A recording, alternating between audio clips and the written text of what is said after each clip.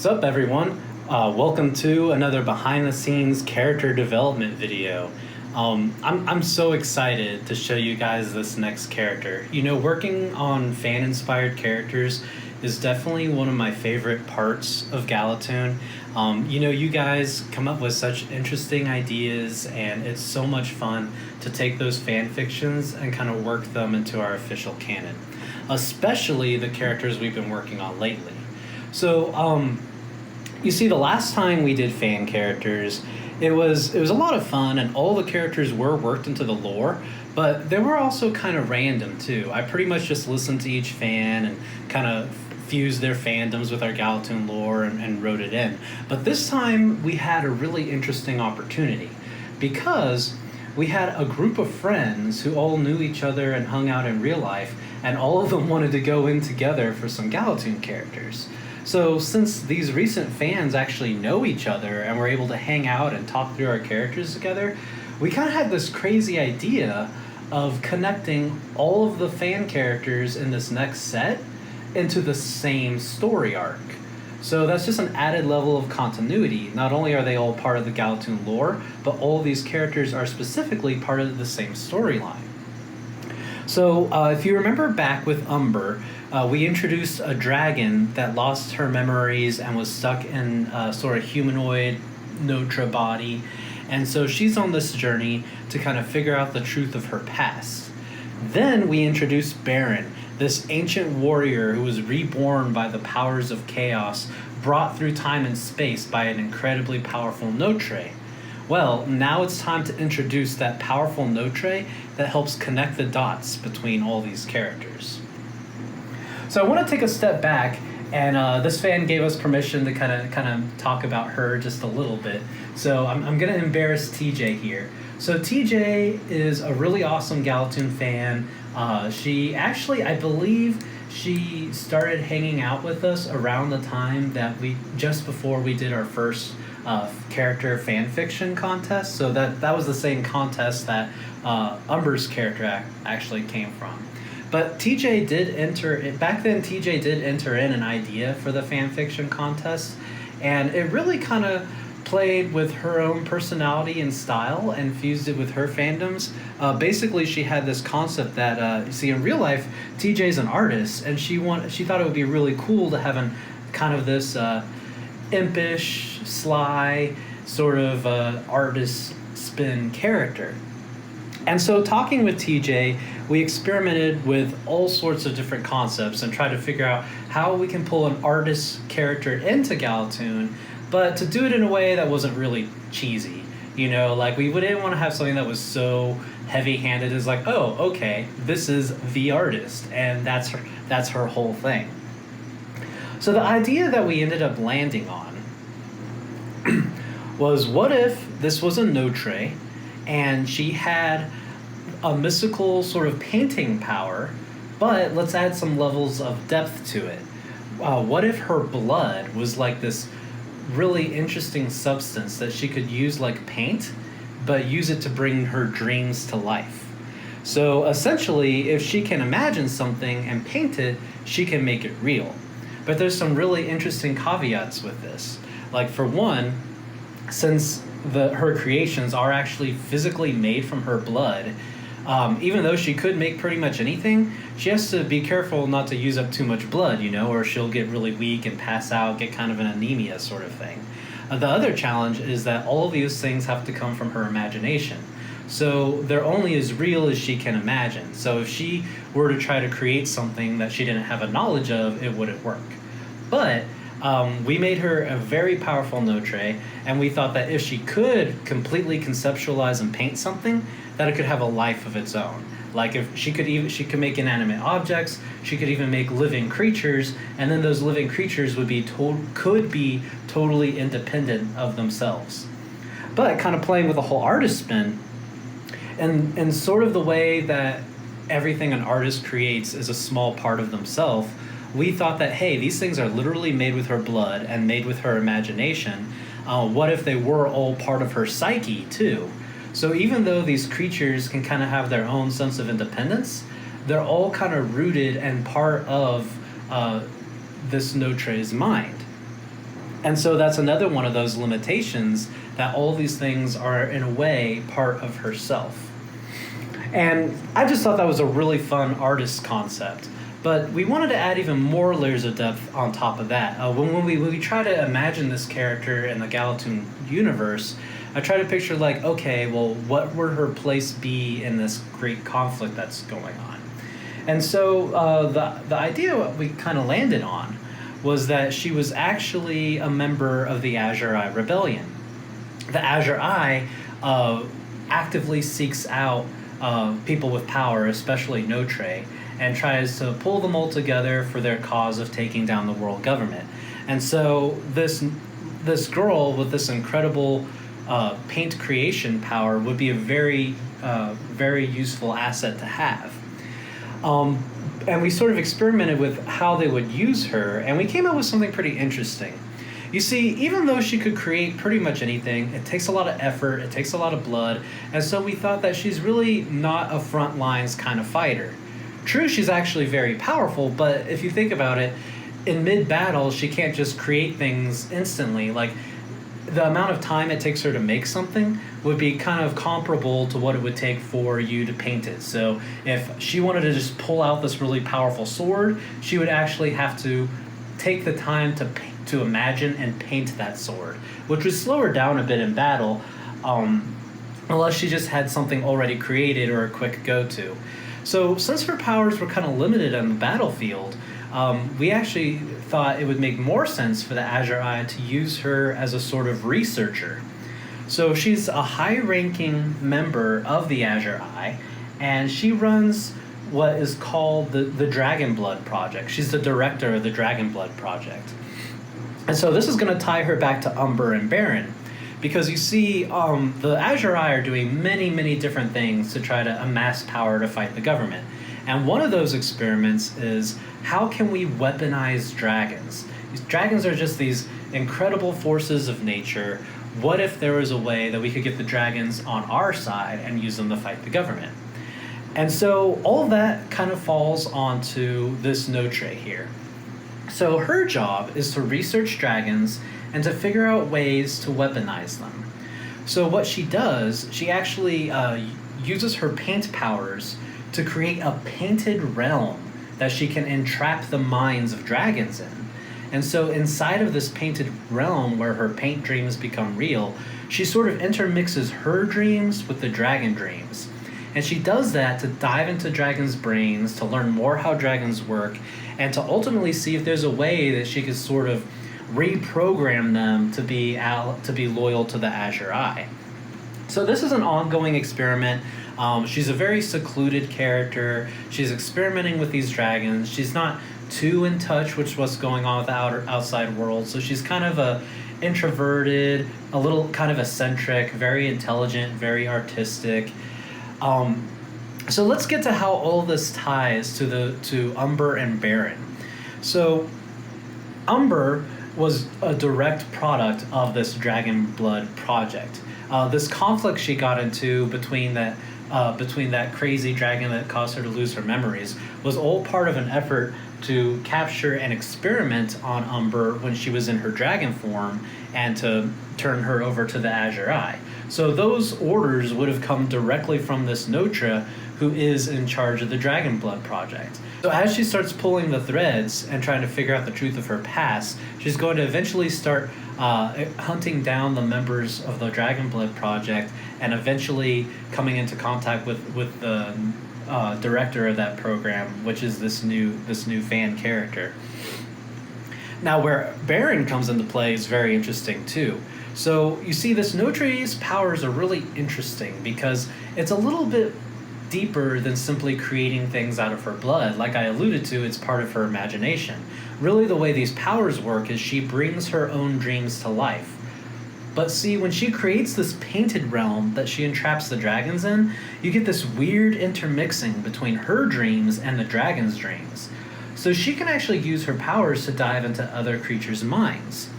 Now, one day, she was doing some really heavy research on dragons. She was diving deeper than she's ever gone before, trying to not just pick apart the dragon's brain, but to dive into its deepest memories to try to understand the origins of dragons. Because, see, that's something that's still very mysterious to people. They don't really know where these things come from, they don't really know how they work, and the dragons are really smart, but the dragons aren't telling their secrets.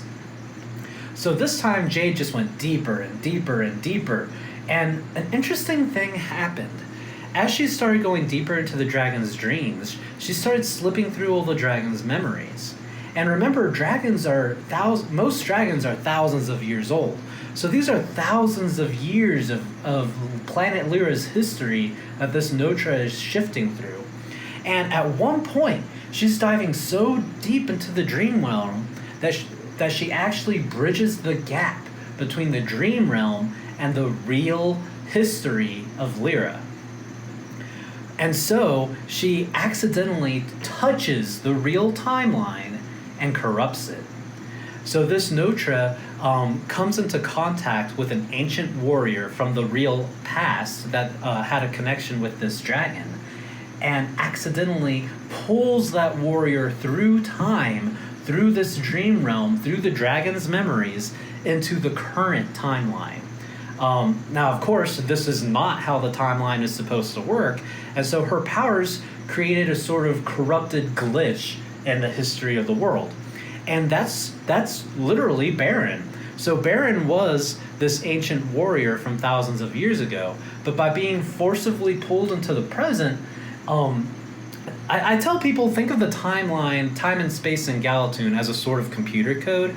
So imagine as this new Notre is like a hacker, and she's accessed this file of this character and pulled him from his root folder into a folder where he doesn't belong. And so she's only brought along some of his data too, so it's really corrupt.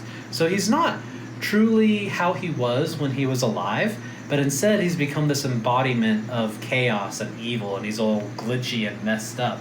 And so when she's diving in and she's doing that, she peeks at this horrifying dark force and accidentally brings it to the present, and she's just messed up psychologically after that. Like, that is just a horrifying experience.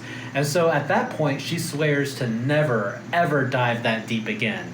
Now, unknown to her, like, she doesn't totally understand this ghost that she's resurrected, but so Baron is kind of this juggernaut berserker evil that is continuously hunting down the source, the origin of his powers. So he's sort of instinctively drawn to trying to hunt down this Notre. And so you get this interesting triangle going where Lady Umber is investigating the truth of her past, leading her towards the dragon blood researchers, while simultaneously you have this ancient evil who's instinctively hunting down that same director. And so Umber and Baron are going to come into contact first, simply because they're both kind of in the same place at the same time. They're both hunting this same organization. So Umber and Baron will come into conflict, where Umber will sort of wonder, okay, what's going on with this crazy evil thing that shows up every time I get close to the truth? And meanwhile, this new Notre is just going to continue working for the Azure Eye, continue on her dragon experiments, and just kind of running from her past. And that's kind of the theme we built around this character, is running from her past. She's artistic, she's creative, she's intelligent, and I think at her core, she wants to do what's right.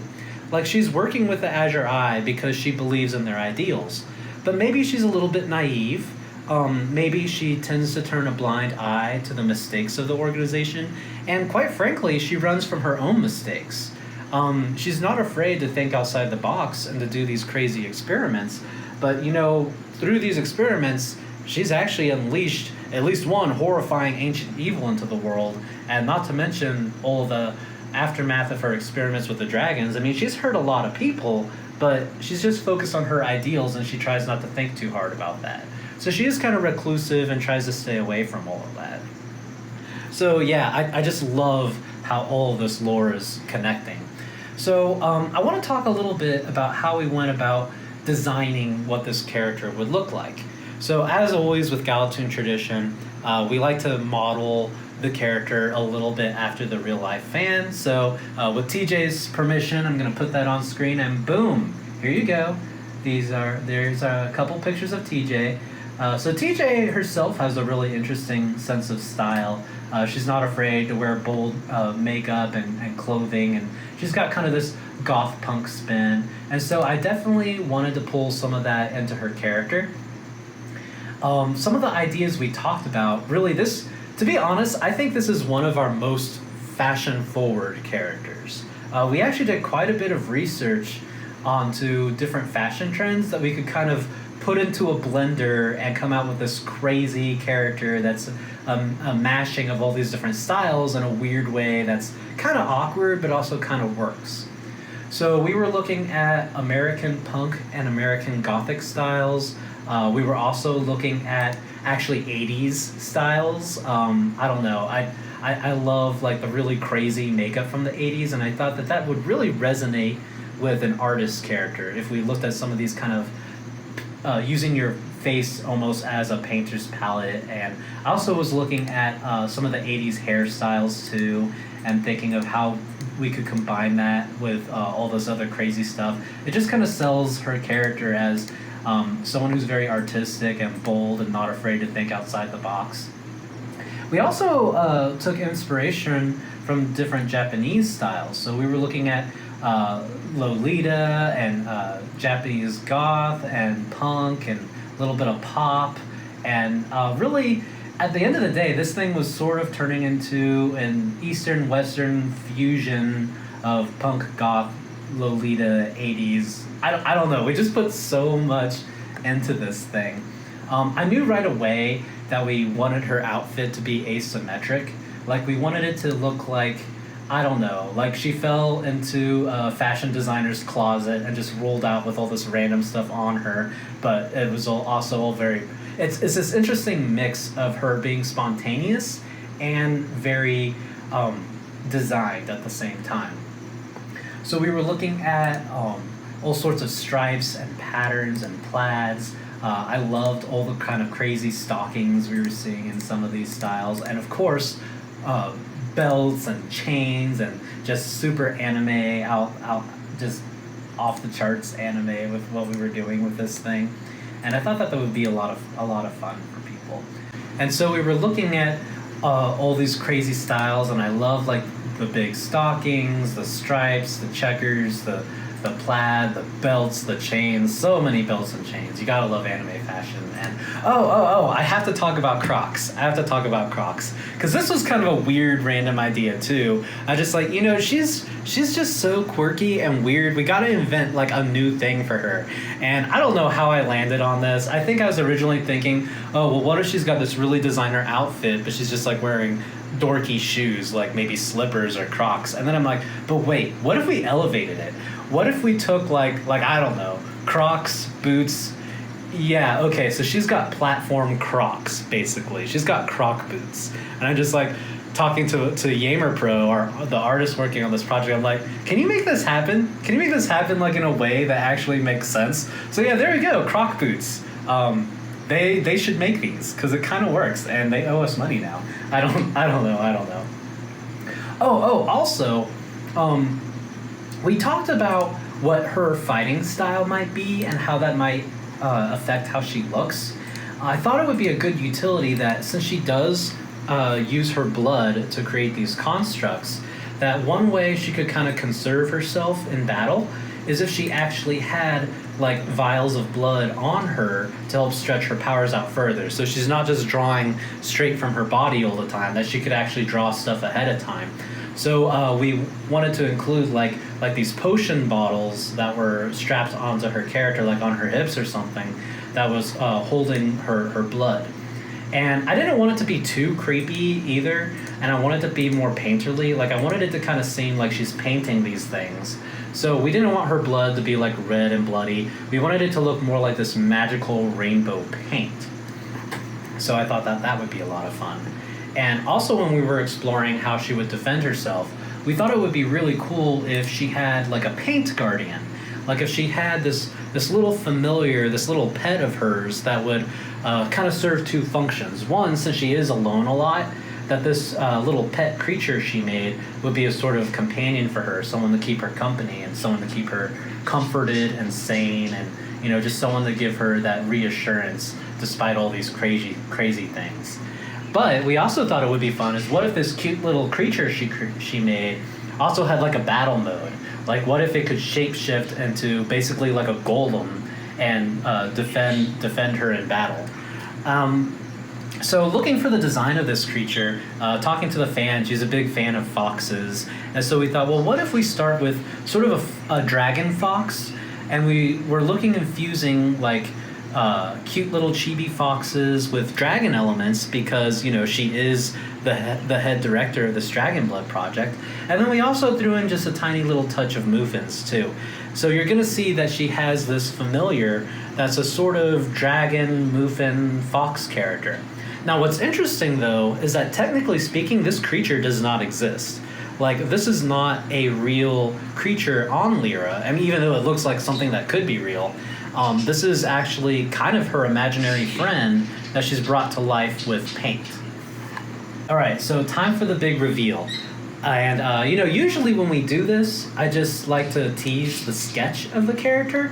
But Yamer Pro worked really hard and just like, boom, went right into it. And we were able to just get the sketch and color and inks all at once. So we're actually going to reveal the full art for this character. So we're going from like 0 to 360 right here. Okay, are you ready? Boom, here we go. Presenting Notre Sanguis, Jade Valentine. So her name is pretty interesting too, by the way. So as you know, Notre is a title. It's kind of a negative title that the government gives you to make you seem a little less human. And her title basically means our blood. So it references that her powers are being drawn from her blood. Now, not all, but some Notre have a real name too. You see, a lot of Notre never get a real name. They just get a Notre title because, again, they're treated like they're less than human. They're captured, experimented on, they're treated like objects and weapons of war. But for those few Notre who are lucky enough to avoid the government and to find friends somewhere else, they can have real names. So Jade Valentine was one of those Notre who was lucky enough to be raised by a family in secret, so she does have a family name. So check this out. We have so much going into this character. I mean, like I said, super fashionable, right? So you could see the crazy Croc shoes I was telling you about. Love the balance of color. We got kind of the base color is black, which kind of ties into the fans aesthetic. And then we throw that in with like pops of bright magenta and kind of this cyan color. And of course the face takes a lot of inspiration from the real life fan. We have the green eyes to kind of go with her hazel eyes. The blonde is showing as kind of her main hair color mixed in with all these crazy hairs. And check that out, that adorable familiar. You can definitely see the Moofin, Fox, and Dragon elements. I didn't even mention this exactly to Yamer Pro, but I love that if you look at the bottles on her hips that are filled with that rainbow magical blood fluid, that the fox is painted in that same pattern. And so I think visually this helps connect, or at least drop a clue, that this fox creature is literally made out of that stuff in that bottle, which again is actually her blood. Now, lore-wise, I'm saying lore-wise, once she creates something fully, it would become indistinguishable from something that's real. So if she were to create like a Moofin, then once it's created, it would look like a real Moofin, behave like one, and everything. So would it have this crazy rainbow pattern? That's kind of a dead giveaway. So I'm imagining that in this moment on the card is when she's actually creating this familiar for the first time. So as she creates something, it would have that weird kind of painterly look, this weird rainbow look, as she's finalizing the real colors. So imagine like an artist, and she's doing her sketch work and her ink work, that the sort of rainbow color here is kind of the placeholder while she works out the final colors for her creation. And taking a look at her fashion, you definitely see those goth elements first. You got the black, you got the crazy anime chains and belts. I love the asymmetric stockings that have the two different stripe patterns and two different colors. And we have a little bit of dragon callbacks here too, like You'll notice she has the dragon wings on her choker and the dragon wings on her shoes. And, you know, honestly, we weren't really doing this on purpose, but the more we talked through her characters, like, you know, she's kind of vampire-like, right? Like, she's kind of got this modern vampire thing going. She's not exactly a vampire. I mean, she doesn't, like, suck blood or transform into creatures of the night or anything like that. But it is interesting that she does have such a strong spin emphasis on the powers of blood, and then that she also has this kind of goth aesthetic to her. So sort of accidentally, it has, to me, kind of some vampiric elements to it. Love the hair. This hair is just nuts. Like, I don't know. Yamer Pro is just so brilliant when she's combining all these concepts, and I think she might have just created the next hair sensation right here. You got this crazy multicolored mohawk thing going on, these wild bangs, and I don't even know what to call those tufts of like blonde hair on the sides of her head, and then oh my gosh, that like ridiculous body long I don't even know if you want to call it a ponytail. Like, at that point, it's just like a horse tail, right? I don't know. And then it has that cool kind of ombre pink towards the tip, too. And I think that kind of unrealistic hair makes sense, too. Because, again, Notre are these sort of mutants, and there's all sorts of unpredictable ways that their genetics could look. So she's got the pointed ears like a lyric, but I actually think it would be fun to imagine that this hair... that those hair colors aren't like dye or even her paint, but that those are literally her natural genetic hair colors, that her hair grows out in all these weird tufts of rainbow tones. And I think that could make sense too. If she's got this rainbow blood, that she might have this kind of rainbow hair growing out too. I think Yamer Pro did a really good job of balancing out these colors. The makeup looks... I mean, you could definitely get that 80s vibe from it, but then it also really fits well into punk and modern. And this is kind of a subtle thing, but I love the background here, too. Those multiple squares of bright colors. It makes me think of, like, a dance floor. I mean, it honestly sort of has, like, a dubstep vibe to it, too. So this character just oozes style and fashion to me. On top of having that crazy look, we also gave her like a lab coat to kind of go along with the fact that she is this researcher. And you might have noticed a very important detail on her belt. You see that she's actually wearing a pin of the Azure Eye insignia. So that's kind of a little clue to just showing her connection to the Azure Eye. Gameplay-wise, you guys are in for a treat. We're gonna tease that here pretty soon. But this character is bringing in yet another very unique play style that we haven't seen with any of the other characters. So look forward to that, and it's definitely going to tie into this whole crazy rainbow paint theme that she has. So thanks again, everyone. I'm so glad that you guys have been enjoying this and that you care enough to watch our videos and to see all the love and effort we put into this. Like seriously, we put so much into every one of our fan characters, and we want to make sure that our fans really understand how much of a part of Galatune they really are. So I hope you guys enjoyed that. You can look forward to more fan characters coming out soon. We're going to be releasing a new fan character for free on our app each month.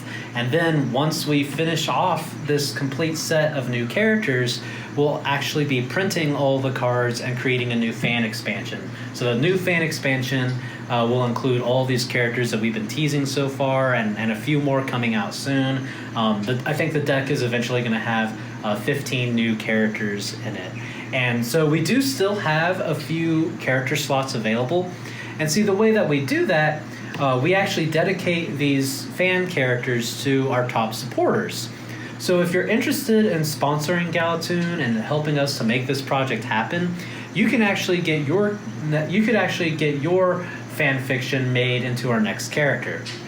So if you're interested in that, just let me know in the comments or message us through social.